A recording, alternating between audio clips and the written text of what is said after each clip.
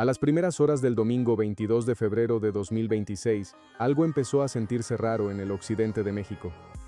No fue una explosión, no fue un incidente grabado en video, fue un silencio extraño, pesado, como si varias regiones del país hubieran dejado de respirar al mismo tiempo. En los primeros minutos no hubo confirmaciones oficiales, solo mensajes cortos, fragmentados, nerviosos. Cierren todo, no salgan. Algo grande pasó en ese lapso breve, casi invisible para quien no sabe leer las señales. Ocurrió lo que durante años se creyó imposible. Nemesio Rubeno Ceguera Cervantes, el Mencho, el hombre más buscado del mundo, el jefe máximo del grupo Jalisco Nueva Generación, había caído y no había sido capturado, había perdido la vida. La diferencia entre esas dos palabras lo cambia todo. Durante más de una década, el Mencho construyó algo más que una organización. Construyó un mito, la imagen de un líder inalcanzable, siempre un paso adelante, siempre protegido por capas de seguridad que parecían impenetrables. Un hombre que no daba entrevistas, que no aparecía en público, que se movía como una sombra entre la sierra, los pueblos y los corredores del poder criminal. Para muchos, dentro de su estructura, no era solo un jefe, era una constante, algo que simplemente estaba ahí y no se podía tocar. Y esa mañana esa constante desapareció. El operativo fue rápido, preciso, sin margen para negociación. Cuando las fuerzas federales cerraron el cerco en una zona montañosa de Jalisco, no había ruta de escape, no hubo convoys para romper el bloqueo, no hubo rescate de última hora. Hubo disparos, confusión y un enfrentamiento que terminó de una sola manera. El Mencho no salió con vida. Minutos después, mientras la información todavía no se hacía pública, la reacción ya había comenzado. No en los noticieros, sino en las calles. Carreteras bloqueadas, vehículos incendiados, accesos estratégicos cerrados, como si alguien hubiera presionado un botón invisible. No era improvisación. Era un reflejo automático. Una organización que al perder la cabeza reaccionaba con espasmos de tensión para demostrar que seguía viva. En distintos puntos del país el mensaje era el mismo. Caos, y no un caos desordenado, sino selectivo. Cortar rutas clave, paralizar ciudades, hacer sentir la ausencia del Estado durante horas críticas. No se trataba de ganar territorio, se trataba de exhibir poder. Pero lo más importante no estaba ocurriendo en las calles, estaba ocurriendo dentro. Cuando la noticia llegó a las estructuras internas del grupo, no hubo luto, no hubo rezos, hubo incredulidad primero, luego silencio, y después una ira que no sabía hacia dónde dirigirse. Porque cuando un líder de ese nivel cae, la primera pregunta no es quién sigue, sino quién falló. La paranoia se instala de inmediato. Si pudieron llegar hasta él, alguien habló, alguien filtró, alguien se quebró, y en ese momento el enemigo deja de ser solo el gobierno. El enemigo puede estar sentado a tu lado. Es ahí donde comienzan las purgas silenciosas, ajustes de cuentas rápidos, desapariciones que no se anuncian, gente que deja de contestar el teléfono. Porque en el mundo del crimen organizado la caída de un jefe no solo debilita hacia afuera, también devora hacia adentro. El grupo, acostumbrado a operar con una disciplina casi militar, entra en una fase peligrosa, la del vacío de poder. Y los vacíos nunca duran mucho. Mandos medios empiezan a moverse. Plazas importantes se refuerzan por su cuenta. Cada jefe local intenta blindarse, no para atacar, sino para sobrevivir. Mientras tanto, el impacto psicológico se extiende. Durante años se les dijo a miles de jóvenes reclutados que su líder era intocable, que mientras él estuviera con vida nada podía pasarles, que el Estado podía intentar lo que quisiera, pero nunca llegaría tan arriba. Esa narrativa se rompe en un instante y cuando un mito muere, lo que queda es miedo. Miedo real. Miedo a que ahora sí cualquiera pueda caer, a que las siguientes horas sean el inicio de una persecución más amplia, a que los nombres que antes daban seguridad ahora solo sirvan para marcar objetivos. Desde el lado del Estado, el mensaje es igual de contundente. La caída del Mencho no es solo un golpe operativo, es una declaración, una forma de decir que ya no hay figuras intocables, que la estrategia ha cambiado, que la paciencia se agotó. Pero este tipo de golpes no traen calma inmediata, traen reacomodos, traen disputas internas, traen tensión descontrolada. Porque cuando una organización pierde a su eje central, la disciplina se fragmenta, y en esa fragmentación aparecen células más pequeñas, menos racionales, más brutales. Eso es lo verdaderamente peligroso de lo que viene ahora, porque sin un liderazgo fuerte que contenga a sus propios hombres, el crimen deja de ser estratégico y se vuelve errático. Secuestros, extorsiones, ataques impulsivos, golpes sin cálculo. Y en ese escenario, quien paga el precio más alto siempre es la población civil. La mañana avanza, y el país empieza a entender la magnitud de lo ocurrido. No es una noticia más. No es un líder detenido. Es el final violento de uno de los hombres más poderosos del crimen organizado moderno. Un evento que marca un antes y un después. El Mencho está muerto, pero el sistema que ayudó a construir no desaparece con él. Queda una estructura herida, armada y desorientada. Quedan rivales oliendo sangre. Quedan territorios en disputa. Queda una pregunta que nadie puede responder todavía con certeza. ¿Esto fue el principio del fin o el inicio de algo todavía peor? Conforme avanzaban las horas, el país no entró en calma. Entró en una especie de suspensión, un limbo tenso donde todo parecía estar en pausa. Pero en realidad se estaba reorganizando algo mucho más grande, porque cuando un líder de ese nivel cae, el reloj del crimen organizado no se detiene. Acelera. En los círculos internos del grupo comenzó una carrera silenciosa. No por tomar el mando absoluto, eso sería suicida, sino por asegurar la supervivencia inmediata. Las órdenes ya no bajaban de una sola voz, bajaban fragmentadas, contradictorias, cargadas de urgencia. Cierren la plaza, muévanse, no confíen en nadie. En cuestión de horas, la estructura que durante años funcionó como una máquina bien engrasada, empezó a crujir. Las casas de seguridad cambiaron de ubicación. Las rutas conocidas dejaron de usarse. Se activaron planes de contingencia diseñados precisamente para este escenario, pero que nadie esperaba utilizar tan pronto. Familias completas fueron sacadas de zonas urbanas en movimientos discretos, sin escoltas visibles, sin convoys llamativos. El mensaje era claro. El enemigo ya no estaba solo afuera. En paralelo, los operadores financieros entraron en pánico. Cuentas congeladas, transferencias detenidas, efectivo moviéndose de un punto a otro, como si el dinero también intentara huir.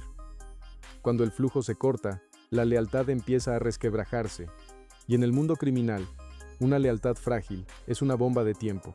Mientras tanto, en las calles la tensión seguía cumpliendo su función principal: distraer. No se trataba únicamente de venganza. Se trataba de saturar, de obligar al Estado a dividir su atención, de crear tantos focos de conflicto que fuera imposible concentrar recursos en un solo punto.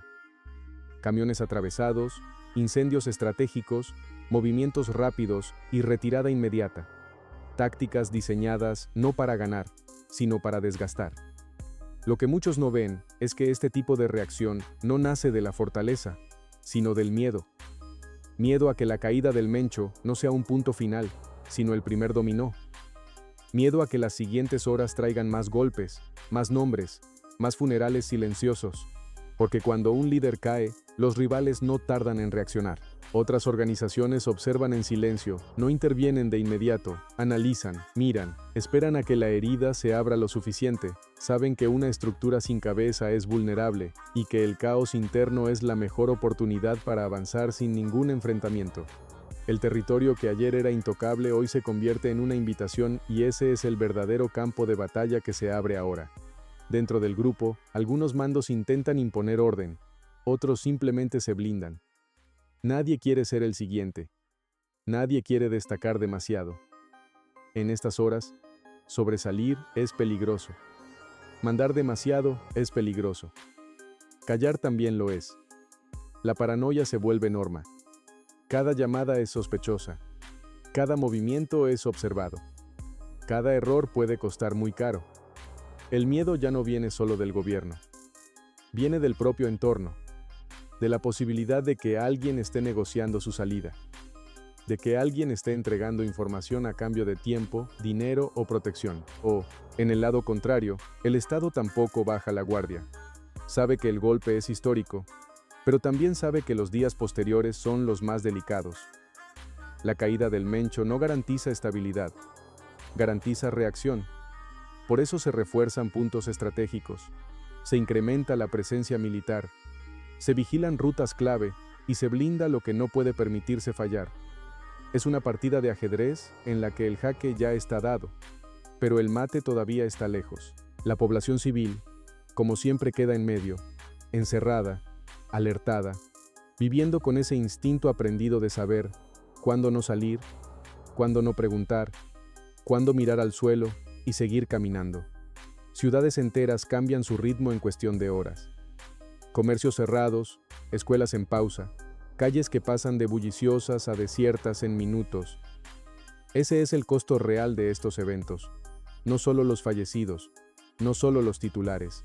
El miedo cotidiano, la normalización del encierro, la sensación de que la tensión decide cuándo puedes vivir tu vida.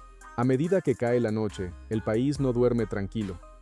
Hay una calma tensa, artificial, sostenida por la expectativa de lo que pueda pasar, porque nadie ignora que lo que viene después de la caída de un líder no es silencio, es reconfiguración. El Mencho ya no está, pero su ausencia pesa más que su presencia. Ha dejado un hueco que muchos querrán llenar y que pocos podrán sostener. Y en esa lucha, el derramamiento de sangre no es una posibilidad, es una probabilidad. La historia demuestra que estos momentos no se miden en horas, sino en semanas. Semanas de ajustes, de traiciones, de alianzas que duran lo que dura una noche. Semanas donde el crimen organizado redefine sus fronteras y el Estado intenta imponer las suyas. Estamos en el inicio de esa fase. Una fase donde el ruido baja por momentos, pero la tensión nunca desaparece. Donde cada día sin noticias es en realidad una preparación silenciosa para el siguiente estallido. Porque cuando cae un hombre como el Mencho, lo que muere no es el problema, es la ilusión de control. Y lo que viene después, casi siempre es peor.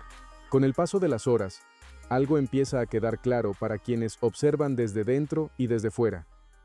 La caída del Mencho no ha apagado el fuego, lo ha desordenado. Y un fuego desordenado es siempre más peligroso que uno controlado. En las zonas donde el grupo había impuesto una disciplina férrea, comienza a notarse un cambio sutil, pero inquietante. Ya no hay una cadena de mando incuestionable. Las órdenes llegan tarde, o llegan duplicadas, o llegan desde voces distintas, que se contradicen entre sí. Esa falta de claridad en un mundo donde la obediencia es supervivencia, genera errores, y los errores aquí se pagan muy caro. Los jefes de plaza empiezan a tomar decisiones sin consultar. Algunos refuerzan su territorio con una tensión innecesaria, intentando demostrar fuerza ante un vacío que los aterra. Otros hacen exactamente lo contrario. Bajan el perfil, esconden recursos, reducen movimientos esperando pasar desapercibidos mientras la tormenta azota a otros. Ambas estrategias son señales de lo mismo. Nadie se siente seguro.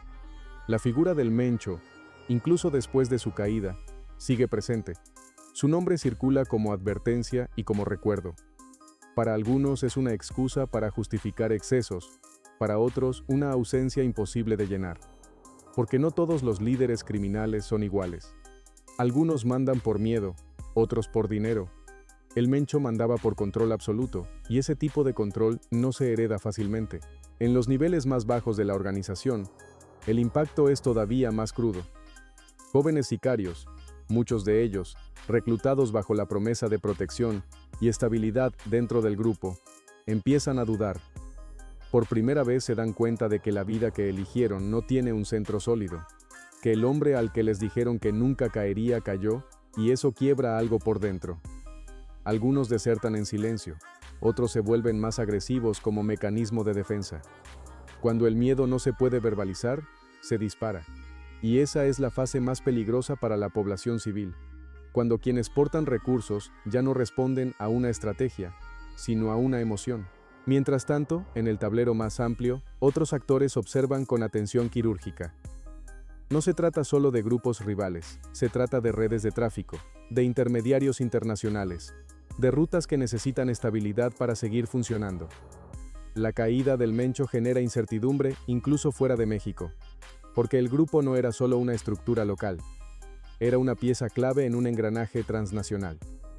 Esa incertidumbre empuja a movimientos discretos, cambios de alianzas, comunicaciones cifradas que se reactivan, contactos que se retoman después de años.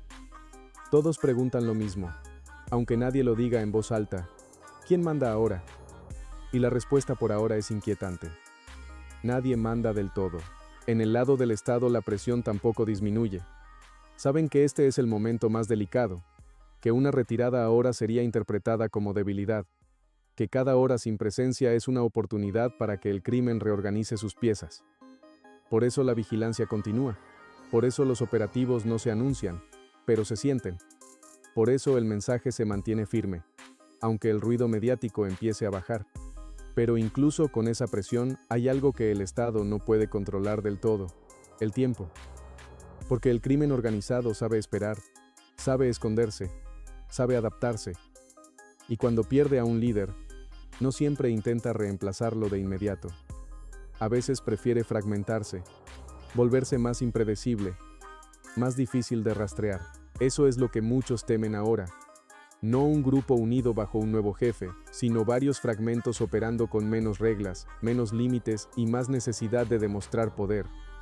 Una tensión menos visible, pero más constante, más cercana, más cotidiana.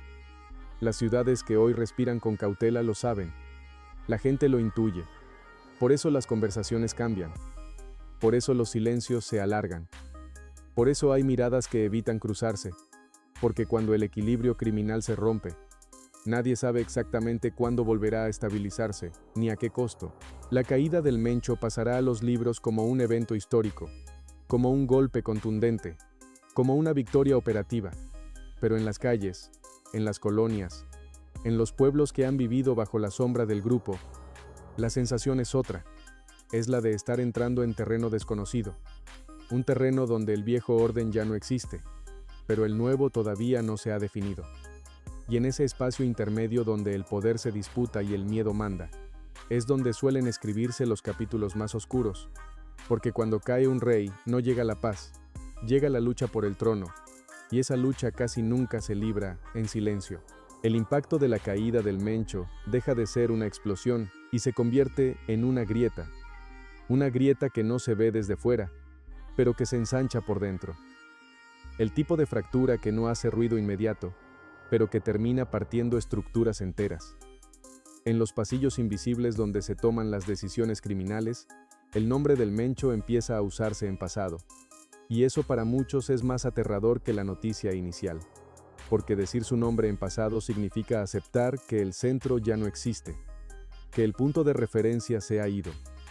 Y cuando eso ocurre, cada quien empieza a medir fuerzas, no con el enemigo, sino con los que están más cerca. Las reuniones ya no son largas, no hay discursos, no hay planes a largo plazo, hay instrucciones rápidas, secas, diseñadas solo para sobrevivir las siguientes 24 horas. El horizonte se acorta, la visión estratégica se reduce, y cuando el crimen pierde perspectiva, se vuelve impulsivo. Empiezan a aparecer señales que antes no existían. Pequeños desacatos, órdenes que se cumplen a medias, gente que desaparece sin explicación y nadie pregunta por ella porque preguntar implica tomar partido, y tomar partido en este momento es peligroso. La ausencia de un líder fuerte también rompe algo más profundo, la narrativa de protección. Durante años, muchos dentro del grupo creyeron que mientras obedecieran, mientras fueran útiles, alguien los cuidaría. Esa idea se evapora. Se dan cuenta de que ahora están solos, que si caen nadie va a mover un dedo por ellos, y ese descubrimiento cambia el comportamiento de cualquiera. Algunos intentan salir, otros buscan acercarse a grupos rivales, otros se radicalizan. Es una dispersión silenciosa pero constante, como arena que se escapa entre los dedos. En los territorios más disputados la tensión sube un escalón más. Los límites que antes estaban claros empiezan a borrarse. Donde antes había acuerdos tácitos, ahora hay provocaciones. Donde antes había respeto, ahora hay pruebas de fuerza. No necesariamente grandes enfrentamientos, sino pequeños choques diseñados para medir la reacción del otro. Es un juego peligroso porque cada prueba puede convertirse en un conflicto abierto. Mientras tanto, el miedo se filtra en la vida diaria, no como pánico, sino como precaución extrema. La gente aprende a leer el ambiente, a notar cuando una calle está demasiado vacía, cuando un negocio cierra antes de tiempo, cuando una patrulla pasa más de lo normal. Son señales que no aparecen en ningún comunicado, pero que todos entienden. La caída del Mencho también deja al descubierto algo que durante años se evitó mirar de frente: lo frágil que es el equilibrio. Durante mucho tiempo, el orden criminal funcionó porque había reglas claras impuestas por la tensión, sí, pero reglas al fin y al cabo. Sin ese eje, lo que emerge no es libertad, es anarquía. Y la anarquía armada es el peor escenario posible porque en ella cada actor actúa por cuenta propia. Cada grupo decide qué es aceptable y qué no. Cada recurso responde a una emoción distinta. No hay contención, no hay cálculo fino, solo reacción. Es ahí donde el Estado enfrenta su desafío más complejo: no perseguir a un líder, sino contener un ecosistema fragmentado. Un ecosistema que no tiene rostro único, ni nombre claro, ni estructura fija. Un enemigo difuso, más difícil de anticipar, más difícil de neutralizar. La narrativa oficial puede hablar de victoria y operativamente lo es, pero en el terreno la realidad es más ambigua. La caída del Mencho no cierra una etapa, abre varias al mismo tiempo. Algunas de ellas se desarrollan en silencio, otras explotan de forma impredecible, y todas tienen algo en común. Nacen del vacío que dejó una figura central. Con el paso del tiempo, ese vacío empieza a ser disputado, no con un anuncio, no con una proclamación, con movimientos pequeños, con lealtades compradas, con traiciones pactadas, con promesas que duran lo justo para servir a un objetivo inmediato. Es un proceso lento, pero inevitable, porque el poder no tolera espacios libres. Siempre alguien intenta ocuparlos. La pregunta ya no es si habrá un nuevo liderazgo, sino cómo será. Si será uno que intente reconstruir una jerarquía, o varios que prefieran operar en la sombra, si buscarán imponer orden o explotar el caos, y sobre todo, cuánto daño harán en el intento. En este punto la historia demuestra algo incómodo. Los periodos posteriores a la caída de grandes líderes suelen ser más sangrientos que su reinado. No porque el nuevo poder sea más fuerte, sino porque es más inseguro. Y la inseguridad, cuando se mezcla con recursos, siempre se traduce en tensión. El Mencho gobernó desde el miedo, pero también desde el control. Sin él queda el miedo, sin control. Y ese es el escenario que ahora se despliega lentamente, día tras día, mientras el país intenta volver a la normalidad, sabiendo en el fondo que esa normalidad ya no es la misma, porque aunque el nombre del Mencho empiece a desaparecer de los titulares, su sombra sigue ahí, no como presencia, sino como ausencia. Una ausencia que pesa, que desordena, que empuja a otros a cometer errores. Errores que tarde o temprano vuelven a sentirse en la calle. El verdadero efecto de la caída del Mencho no se mide en los días de caos inmediato, sino en lo que ocurre cuando ya no hay cámaras apuntando, cuando la presión mediática se disipa y cada actor vuelve a operar desde la sombra.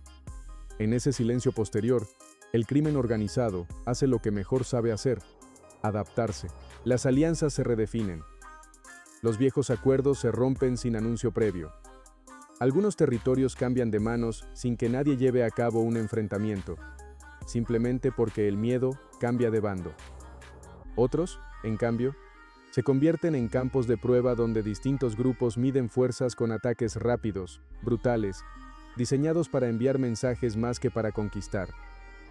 El vacío que dejó el Mencho empieza a llenarse no con un hombre, sino con varios. Mandos medios que antes obedecían ahora toman iniciativa. Figuras que antes eran invisibles buscan reconocimiento. No hay un nuevo rey, hay aspirantes. Y cuando hay aspirantes, la tensión se multiplica. En los niveles más bajos, la descomposición es aún más evidente. Jóvenes sin paga regular. Células que ya no reciben instrucciones claras. Jóvenes que toman decisiones impulsivas porque nadie les explicó otra forma de sobrevivir. En ese contexto, el delito se vuelve más errático, más cercano, más cotidiano. La extorsión deja de ser selectiva, El secuestro deja de seguir reglas. El miedo se descentraliza. El estado consciente de este riesgo mantiene la presión. No puede permitirse retroceder. No puede dar la impresión de que el golpe fue un evento aislado, pero también sabe que no existe una victoria definitiva, que cada avance genera una reacción, que cada líder caído abre nuevas fracturas. La guerra cambia de forma, pero no desaparece. La figura del Mencho empieza a transformarse en relato, en historia contada en voz baja, en advertencia. Para algunos, un ejemplo de poder absoluto que terminó de la única manera posible. Para otros, una señal clara de que nadie, por más protegido que esté, es inmune. Y ese mensaje es quizás el más potente de todos, porque durante años el crimen organizado mexicano se sostuvo sobre una idea peligrosa, la de la impunidad eterna, la de líderes que envejecían en la sombra acumulando poder sin pagar consecuencias reales. La caída del Mencho rompe esa narrativa de forma violenta y definitiva. No significa que el problema esté resuelto. No significa que la tensión vaya a desaparecer, pero sí significa algo fundamental. El mito de la intocabilidad ha sido herido, y cuando un mito cae, el sistema que lo rodea entra en crisis. El país avanza como siempre entre la memoria corta y la urgencia del presente. Nuevas noticias ocupan los titulares, otras tragedias reclaman atención, pero en ciertos territorios la gente sabe que algo cambió para siempre, que el equilibrio que conocían, por brutal que fuera, ya no existe. Ahora viven en una transición peligrosa, una etapa donde el poder se disputa sin reglas claras, donde el miedo no tiene rostro único, donde la tensión puede aparecer sin previo aviso. El Mencho está muerto. Eso es un hecho. Pero la historia que deja atrás no se cierra con él. Continúa en cada decisión que toman quienes intentan ocupar su lugar, en cada error cometido por una estructura sin centro, en cada noche en la que una ciudad vuelve a quedarse en silencio, preguntándose si ese silencio es calma o preludio. Porque en esta historia el final nunca llega de golpe, llega en fragmentos, y lo que estamos viviendo ahora es solo uno de ellos. Manténganse atentos porque lo que viene después de la caída de un hombre así rara vez trae paz. Trae consecuencias.